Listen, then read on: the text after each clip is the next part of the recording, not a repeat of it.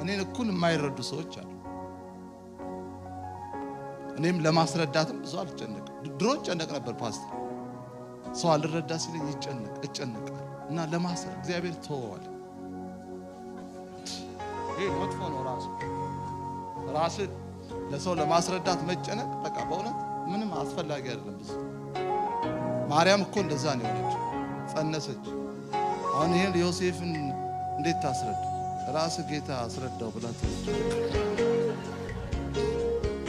አንዳንድ እማታስረዱት ነገር አለ። ገባ? እንደዛ እኮ ከምሬ እኮ በጣም የሚረዱኝ ሰዎች አሉ። በጣም ያከብሩኝ፣ የሚወዱኝ፣ የሚደግፉኝ፣ የሚረዱኝ በብዙ ነገር በጸሎት በሁሉ ነገር የሚያበረቱኝ ሰዎች አሉ። የሚያደክሙኝም ደግሞ ሰዎች መቀበል ሁለቱን በእግዚአብሔር ጸጋ። እስቲ አሜን። እና ጥያቄ የምጠይቃችሁ ሰው ሲያስባችሁ፣ ሚስት ስታስብ፣ ሰዎች ሲያስቡ፣ እዚህ ቸርች ፓስተራችሁን ስታስቡት እግዚአብሔርን ታመሰግናላችሁ። ፓስተራችሁን ስታስቡ፣ እዚህ ያሉትን አገልጋዮች ስታስቡ፣ እነሱ ደግሞ እናንተን ሲያስቧችሁ አቦ ምናገለግለው እኮ የተባረከ ነው ትላላችሁ። ፓስተር ምርጥ ሰው ይንከባከበን ጌታ እኮ የሰጠን ይመስል። ምክንያቱም ህዝብ ሁሉ እኩል አይደለም።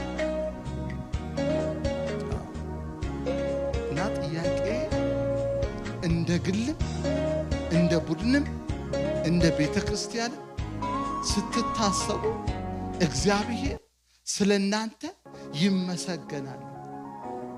ሮፓክ ቢሮ ውስጥ ሰው ሲያያችሁ፣ ቤት ውስጥ ሰው ሲያይ ይሄ እኮ ነው ህይወት ማለት ዝም ብሎ መጥቶ ዘምሮ እኮ መሄዳል።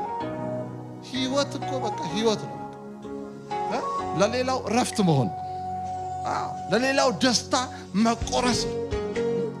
አንዳንድ ሰዎች እኮ ቸርች ስታዩዋቸው በቃ ትነቃቃለች። ገና ስታዩዋቸው ብርሃን ይዘው የሚመጡ ሰዎች፣ መጽናናት ይዘው የሚመጡ ሰዎች፣ ኮቴያቸው በረከት የሆነ ሰዎች ሲመጡ ሳቅ ይዘው የሚመጡ ሰዎች። እናንተ ሩቅ እንኳን ሆናችሁ ቤት ሆናችሁ ስታስቧቸው ዋው እግዚአብሔርን ታመሰግናላችሁ።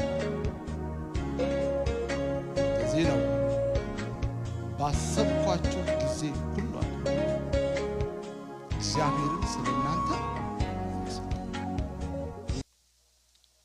ጥያቄ እግዚአብሔር የሚመሰገንባችሁ ሰዎች ናችሁ ሆይ?